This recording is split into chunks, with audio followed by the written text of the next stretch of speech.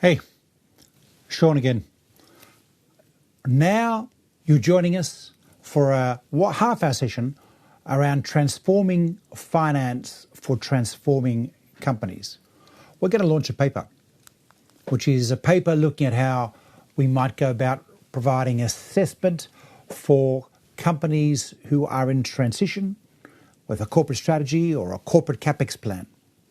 If you like, think of this as how we might be able to provide more rigour for all the announcements that are out there now about 2050 targets and 2030 targets for corporates, and also for the sustainable loan and sustainable bond market, which has arisen, which is great in the last few years. We now need a bit more in the way of tools to assess the claims that are being made, or at least that's our thinking. This is the paper we have with us now. As usual, I need to say thank you very much to our sponsors who make all of this possible.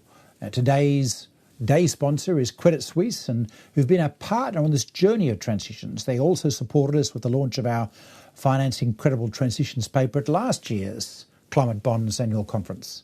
And this year we have a new paper, and we will be continuing to work closely going forward with companies that are trying to make the transition, but they're starting often with a really messy portfolio of assets or a polluting portfolio of assets. But the commitment to change needs to be supported.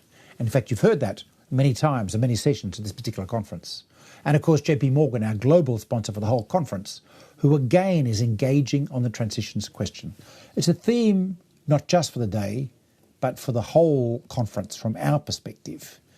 I have a few classic housekeeping issues. Q&A box, give it a shot. Use the chat if you need to, but remember the translations. Look for the headphone icon.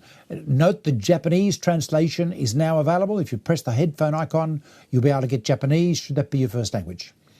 Or if you're just testing out your language skills, which would be a really cool thing to do for your brain, but I'll leave that aside. All the sessions are being recorded. They'll be there till November. And of course, there's networking, a lot of networking in the app that we've asked you to use for this conference. Today, in this short session, I've got two speakers. I've got Marisa Drew. We've been speaking so often over the last couple of years about this issue to talk about what we're doing, what the demand is, what we're seeing out in the market here. Marisa is the Chief Sustainability Officer and the Global Head of Sustainability Strategy and Advisory and Finance at Credit Suisse. And you'll see her name popping up in the media all the time. She's very, very vocal, and which is fantastic on this particular issue. And then Anna Creed, who's our great title, Associate Director of Thought Leadership at Climate Bonds Initiative, who's also with me working on the EU platform on sustainable finance and has been the lead author alongside Michelle Horsfield, a colleague, in this particular paper we're publishing today.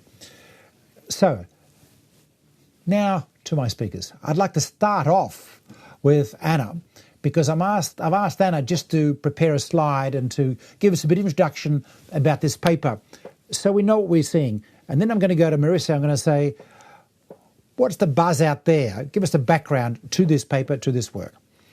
Anna, can you kick us off, and can we get your slide up somehow or other? Team, can you help?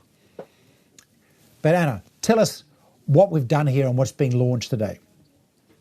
Yeah, thank you, Sean, and hello, everybody.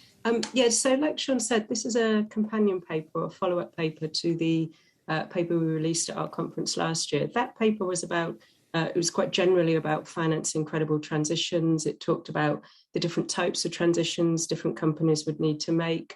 It set out 5 principles for credible transitions.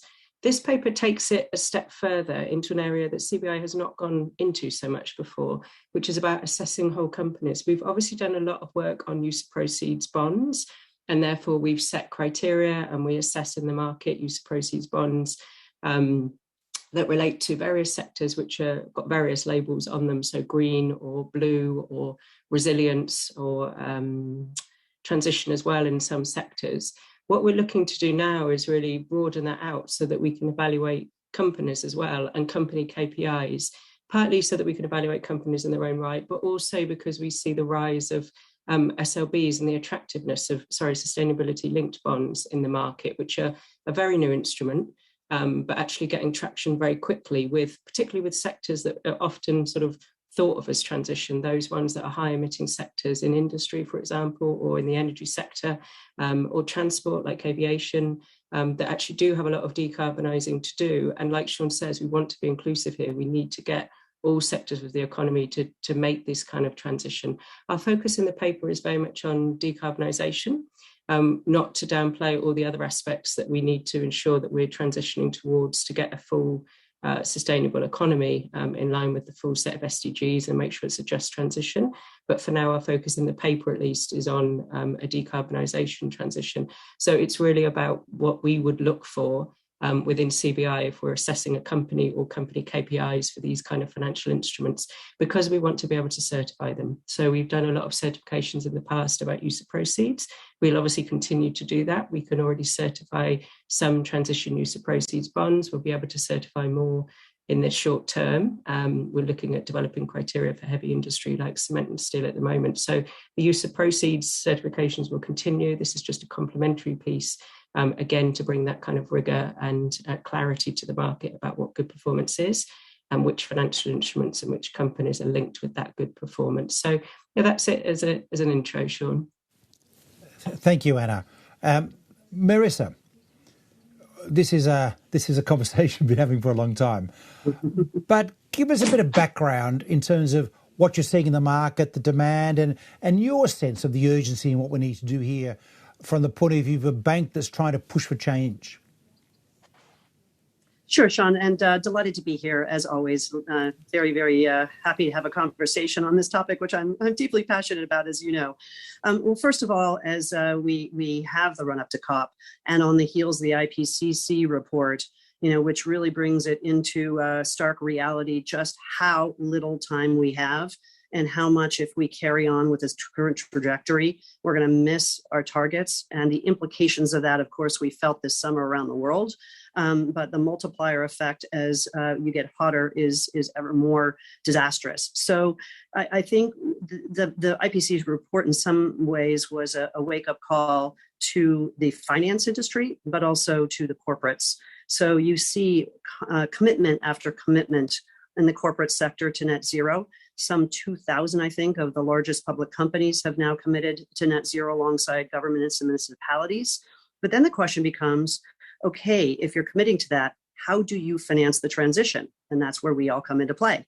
And there's an urgent need for us to figure this out in a rigorous way, a way that leads the market to continue to have confidence so that the money will flow. But we also have to make it easier on the investor to navigate this. Because as we said in our first paper, in the absence of regulation or industry adoption on terminology, there's a lot of self-labeling going on, and that leads to confusion, and it isn't healthy for the market. So, of course, we applaud what Climate Bond Initiative is doing in trying to continue to push to create those definitions and also underpin those definitions with real points that companies can follow to action and that investors can follow to put their capital to work. So I think that we really are taking the next step, because what I see in the market today, and by the way, the market is absolutely on fire, as those of you who are practitioners know. The first half of the year, we've done something like $500 billion of new issuance. The entire market outstanding volumes were a little over $1 trillion just a year ago, and in 1.5 years we've issued 50% of the total size of the overall market. But what we've also seen is this growth in these different types of bond issues, different labels. So the big one on the scene, the new thing, as you referenced, Anna, is sustainability linked loans and bonds, and this is where there's a defined set of KPIs as a commitment to deploy the use of proceeds. And if those commitments are hit, they can either result in then a reduction in cost of capital, or if those KPIs are missed, then there's a penalty. But the devil's in the details. So the investment community loves this, right? You have skin in the game, there's a direct linkage. But it's also can be very confusing in terms of, are those targets ambitious enough, or were you going to achieve them anyway? Is the penalty or is the step down big enough so it really matters? These are the sorts of questions. And then also on the labeling, and we touched on this in the first paper, which is we try to get precise with, today you have already green. there's transition, but transition can mean many things to many people. There are transitions to already green in certain industries, but in some industries, you don't have those Paris-aligned pathways that exist. But something greener is better than what exists today. Should we create a different nomenclature for that to make it easier for the investor to determine where they're putting their money and just in those two subcategories? So I think that's a lot of the debate and discussion, and I'm really thrilled that you're taking a stab at this because I think it's desperately needed by the market. And as always, when the market has confidence, then more capital follows, and then that gets right back to this notion of helping to finance these ambitious commitments that these corporates are making. It's referenced in the paper. I think it probably undersells the numbers, but just finally in closing, to put it in context, I think you referenced some 7 trillion is needed in infra to make the transition to Paris alignment and net zero. And there's some 2 trillion in the energy sector alone. These are huge numbers. And that's the role that I think all of us who are practitioners in the markets want to support and want to provide. There are big capital flows, and we're nowhere near there yet, unfortunately. We've still got a long way to go, even though, as you say, the green and sustainable bond market is going bananas. We're going to see up to, I think we're going to get about $2 trillion outstanding, close to by the end of the year is our current expectation. I will say I'd been shooting for $1 trillion a year of green bond and pushing the market last year. We're not there yet. It's going to be, well, I think S&P is predicting 2023. I'm saying we've got a shot in 2022. Let's give it a shot. But as you say, there's a need to look at more areas here. And what we haven't done yet is adequately tackle the high carbon transition areas. And we heard earlier in some of the earlier sessions about the challenges in different sectors.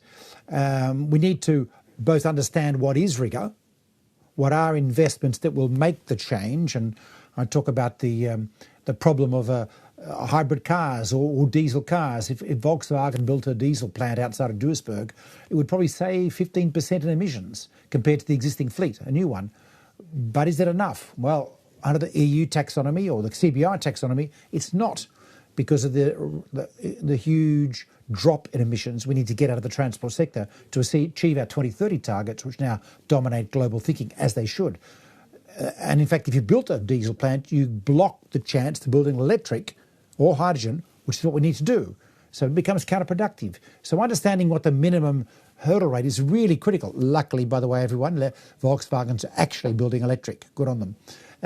Now, so the benchmarks approach that we're looking at in climate bonds, working with our friends at Transition Pathways Initiative and Rocky Mountain Institute and so on, is one critical element of this, Anna, isn't it? But there are other elements too. Run us through again the key points as in the paper that people really need to remember about framing decisions around the assessment of a corporate strategy going forward and a corporate promise. Yeah, thanks, Sean. So I think in the paper we've called them hallmarks, 5 hallmarks of a credible transition from a company. And for us, we define, like we did last September, a credible transition as being one that is rapid enough and robust enough to align with the 1.5 degree goals of the Paris Agreement, which means collectively halving emissions by 2030 and reaching net zero by 2050. So these kind of 5 hallmarks are what we'd want to see from every company in its transition strategy and KPIs, etc. So these are, taking them in turn. The first one is very directly aligned with that, Paris-aligned targets, so that the company is adopting a sector-specific pathway that aligns with those collective Paris Agreement goals. That pathway takes into account technological options, energy options, etc. It's not just about best in class, though. It's very much a forward-looking pathway to get us to the net zero alignment. That's really critical. It's also common to everybody in the sector so that we've got transparency, we've got comparability. And what we need a company to do really is to say what their individual KPIs are and how near or far they are to that common sectoral pathway and goal, and how quickly they're going to get on that pathway. I think that's really critical to have something to benchmark it to, but what you're benchmarking it to is something that is forward-looking. It's not against your own best performance or best in class, etc. It's against those future goals that we need to meet. So that's number one. Number 2 is about the robust plans. It's great having the targets, but 2, you need to have very strong plans about how you're going to deliver on them. So they cover your strategies, what actions you're going to take to get from where you are now to where you're going to be to hit those KPIs, the associated financing plans, some associated governance, although we haven't gone very strongly on the governance here. We really want to focus on the actions that have been taken that deliver on those KPIs. So we have not got as much of a governance element in here as you see in some of the full company assessments. That's something we'll be very interested to get people's feedback on. We're very much trying to balance this with mass market take up and appeal while it's still very robust. So we don't want to put the kitchen sink in here. We've really tried to focus on what we think are the critical elements for success. The third hallmark is about implementation action. Like I said, and like we put in the paper last year, we really care about action, not just promises and pledges and plans. We want to see what's happening now. So this might be your CapEx allocation, your OpEx allocation, how you're already either winding down certain activities or looking to build up others, how you're going to develop new supply relationships, etc. We want to actually be able to see the actions that you can and should be taking already. Essentially, this is not about promises to start taking action tomorrow. And then hallmarks 4 and 5 are really about keeping all of that on track. So 4 is about the internal monitoring so that you can make sure your KPIs are still up to date, whether they need recalibrating, etc. And 5 is just generic across the sustainable finance space more generally, but the external reporting and verification, again, for transparency, for visibility, that's what's really going to build credibility in this market if it's very clear what you're doing. I'd probably just say one last thing here.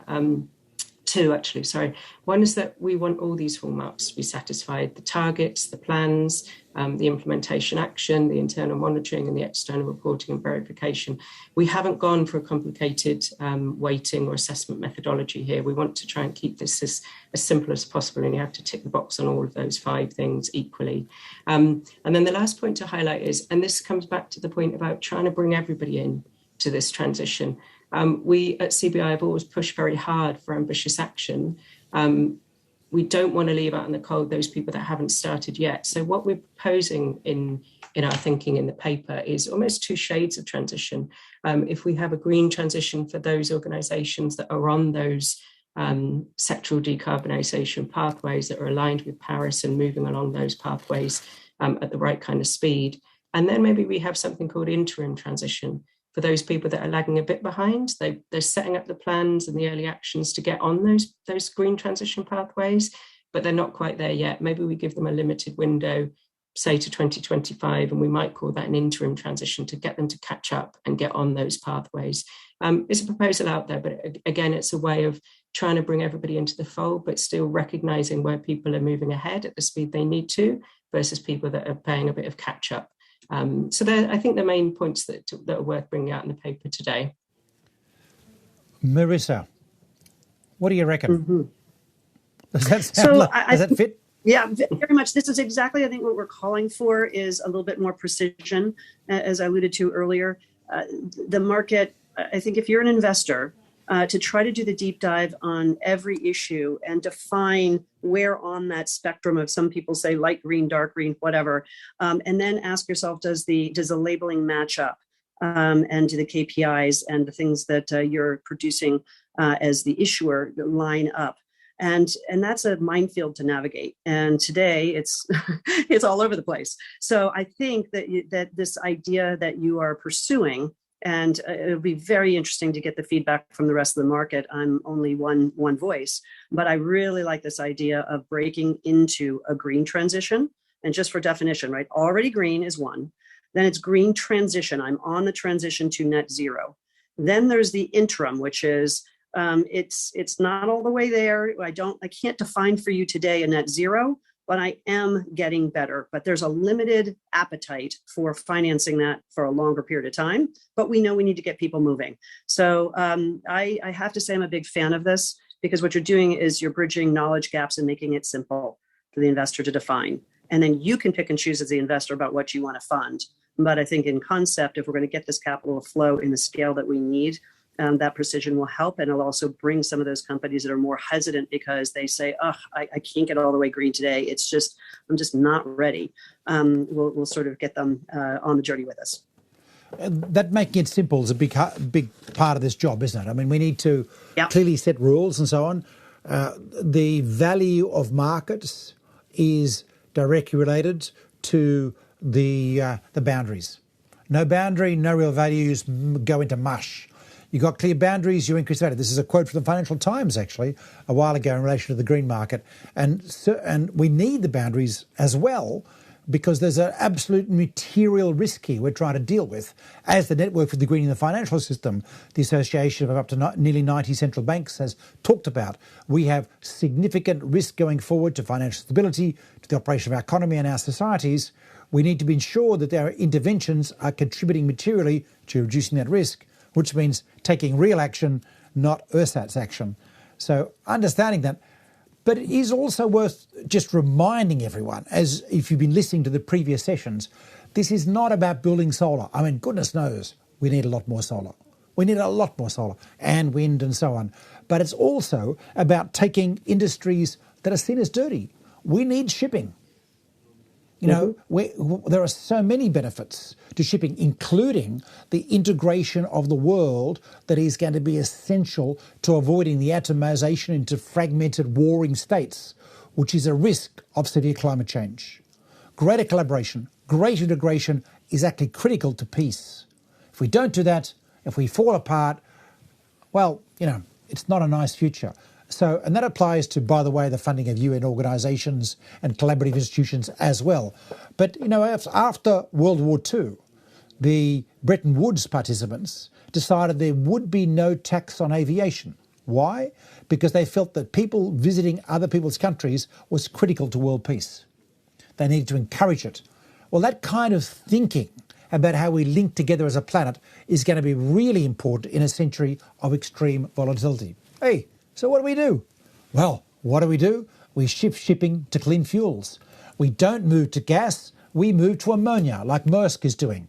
We move to hydrogen, like a couple other companies are looking at doing, green hydrogen. And if you listen to the hydrogen session earlier today, you will know how exciting this agenda is, how we are going to get cheap price. We've had Thierry Leperc sign a contract already to deliver green hydrogen at €1.50 a kilogram within 2 years in Spain. It's currently 10 euros a kilogram. Like, that's the beginning of an unbelievable change. In aviation, what are we going to do? We'll come to that in the future. But we've already got criteria in land transport, which are change criteria, a modest amount of emissions now. We've already got criteria in buildings. Christine Gamboa from the World Green Building Council in the previous session, or the session before the previous session, talked about this. And we're going to be rolling out a partnership with the World Green Building Council to incentivise real estate trusts around the world to look at how we can provide certification for whole entities who are committing to the necessary transition in line of current taxonomy standards and climate bond standards, the stuff we can do here. So it's bigger than just use of proceeds bonds. We want whole real estate companies coming to the market now and being recognised. And then we're looking at steel, at cement, at chemicals, at existing oil and gas infrastructure. Probably not new, because the International Energy Agency, with the net zero report a couple of weeks ago, kind of killed the idea, a couple of months ago, kind of killed the idea by saying there's no room for new fossil fuels if we're to meet our climate targets. But we still need to manage our existing assets until they retire and manage them efficiently. So there's work to be done there, and so on and so on. So it's a huge agenda. All of these industries need to be understood as to be necessary, and we have to support the necessary transition to make sure we can keep using them. Otherwise, it's going to become a problem to build buildings. You know? So that's what the future is, and that's what this is about. Anna, go ahead. Yeah, I was going to say, on that note, we had a session earlier this morning with representatives from the Transition Pathway Initiative and Science Based Targets Initiative and ACT and RMI and others. And really, sorry, excuse me. The message we were all trying to give there is we're all doing, us and a lot of other institutions have actually done a lot of work over the recent years about what these pathways are for these high emission sectors. There's a lot of material out there now, and we're all working quite closely together to share information, share knowledge, build on each other's work. There's a certain amount of movement as we update things at different times, etc. But there's a lot of consistency in what we've done. So we're hopeful as a group of organisations trying to give this guidance around kind of relevant pathways for different sectors and the companies in those sectors to align themselves to, that this material and this guidance is out there now at some kind of scale, and we're continuing to work together to get closer together, to share our knowledge for those pathways, and also for how companies might best align with them, and how they can demonstrate that they align with them with these plans that we talked about in the hallmarks, etc. So there is a lot of movement now and a lot of support for people. It's not just theoretical anymore, is what I was going to say. There's a lot of supporting information out there to make this very tangible to companies, to turn all those net zero commitments, which are increasing all the time, which is fantastic, into the tangible things that we want to see, supporting financial instruments as well. So that's all really positive movement. Recording in progress. I think that's exactly right, and such a critical point going forward. But we want to wrap these tools up into a kit that we can roll out. We'll be providing a certification against these transition criteria for whole entities by the time we're finished. But there are some, in the meantime, we want to know what are the right kind of investments in the steel industry that would support a use of proceeds bond. So there's a lot of facets to this. Marisa, this is going to be a huge agenda, right? Without question, obviously, you see the momentum, you see the commitments, you see the need for the finance. The other thing I was going to add is that, as an industry, if we seize this moment to try to define this for ourselves, I think it's in our interest. Regulators are also grappling with this. What they don't want to see is empty, hollow promises to net zero without action. So they're also looking at what pathways and the communications and the tools and the plans that corporates and financial institutions are using. So once again, they may define it for us if we don't define it for ourselves. And I think in a way, if we all seize this moment of a call to action that you're suggesting with getting a little bit deeper, getting more precise. And then I really do like this idea of a certification program. And we already have third-party assurance on green bonds and have had now for a decade. But if you, as experts in this field, and you've been on this journey, can provide that as a service, I think that lends that confidence, not just the investment community, but ultimately the regulators will see that too, because I think that's a direction of travel that they're looking at. So I encourage you to also continue on that path, once again, in this interest of trying to mobilize capital at scale. Well, one thing's for sure, Marisa, we're going to be continuing to work very closely with you on this. And thank you for the support you give it. And thank you for the way you keep beating a drum out of the community. You know, hardly a week goes by without seeing Marisa appearing in the Financial Times or another major paper discussing this issue. And that's what we need right now, an awareness about it. But I guess, Anna, the key takeaway for people is it's not just about green. It's about taking the tough stuff and shifting it. This is the logical extension of the engagement discussion, which is we need to do. And, you know, I remember one major investor telling me that they couldn't vote on the Exxon resolution to change board members, which is success, to put in new board members, which is successful recently, because they'd divested. They weren't able to engage. And I'm thinking, missed opportunity. Now, I understand divestment if you're small, Marisa, but if you're large, engagement is the key, isn't it? Especially in fixed income. Absolutely. We need to wrap up this session and move on to the last session of the conference, would you believe? This has been a crazy journey of 5 days of events. But there's been this theme of how we make the transition in the tough areas has suffused the whole conference, has come up again and again and again. I need to check with you, Marisa. We're seeing this. You're seeing this in corporates. But do you think the clients are getting it in terms of the investment side? 100%. Look, you cannot engage with a conversation with a client without the topic coming up.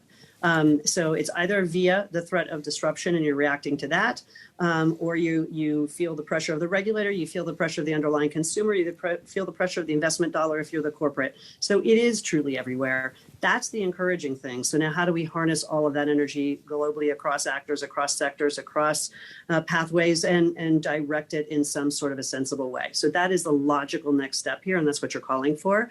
So let's join that journey as a great way to wrap up your conference, or the call to action. Join the journey, but let's harmonize. Because that would be ultimately the best thing that the market can do for itself. Fantastic. Thank you, Marisa. Anna, Any final thought? What do people need to do at this point to join in, to become part of this story? I think it is about learning what's out there, what you can use to guide you, and get ready if you haven't started already to start making these adjustments, shifts, changes, transitions within your own organisation. There's a role for everybody to play. Yeah.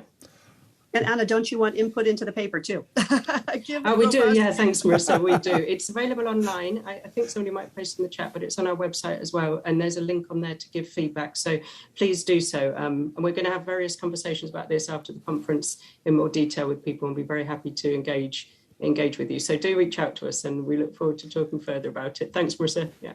Good reminder, Marissa. And for all our Climate Bonds partners, like Credit Suisse, there'll be some partner roundtables coming up and some investor roundtables. If you want to join, send us a note. But whatever you do, look at the paper, as Anna says, and give us some feedback about the direction. We need this to be an industry discussion, not just the Climate Bonds conversation. Thank you, Anna. Thank you, Marissa. We'll keep talking and we'll make this happen. Thank you. Bye-bye. Bye-bye.